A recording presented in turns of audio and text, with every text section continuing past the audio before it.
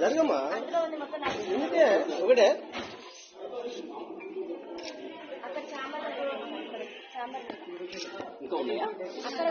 Alcohol చేయడానికి ఆమెకు self control అనేది ఉండదు సార్. మేము అందరం మేజర్స్ మీ అసలు మమ్మల్ని ఎట్లా కొడతారు? సొసైటీలో అసలు కొట్టే రూలే లేదు. అసలు 5th క్లాస్ నుంచే కొట్టారు. మేము డిగ్రీ స్టూడెంట్స్ సార్. ఆల్రెడీ మాకు ఆ స్టేజ్ అయిపోయింది. మేము అందరం మేజర్స్. మాకు అందరికి ఓటాకు ఉంది. ఆమె అట్లా ఎట్లా కొడతారు సార్? ఇంకోటి మళ్ళీ మా పేరెంట్స్ కూడా రెస్పెక్ట్ అనేది అసలు ఇయ్యదు.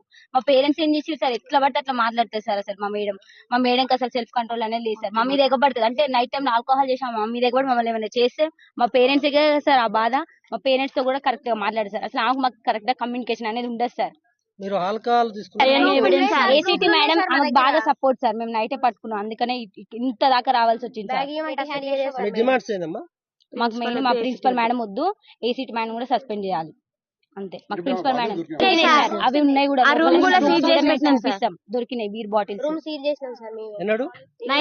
నిన్న నైట్ అసలు పడుకోలేదు సార్. ఏం జరుగుతుందో అని చాలా భయంతో అసలు పడుకోలేదు. ఎవరు క్యాంపస్ మొత్తం ఒక్కరు కూడా పడుకోలేదు. అందరం భయపడుతున్నాం సార్. నెక్స్ట్ ఏం జరుగుతుందో అని వాళ్ళ కొడుకు వచ్చి ఇక్కడ ఉన్నాడు సార్.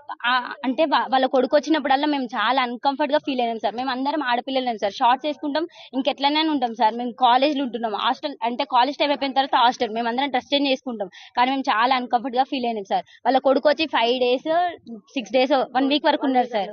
అట్లా ఎట్లుంటారు సార్? అసలు అది రూల్ ప్రకారం ఉండొచ్చా సార్? బయట కూర్చుంటే మమ్మల్ని బయటికి రావద్దనే సార్. 3 years 4 years అయితే ఓకే సార్. కానీ మా ఏజ్ పర్సన్ అట్లా ఎట్లుంటారు సార్ హాస్టల్లో?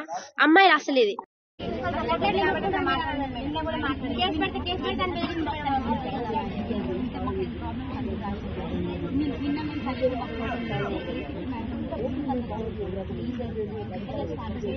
చాలా మంది రాశారు చాలా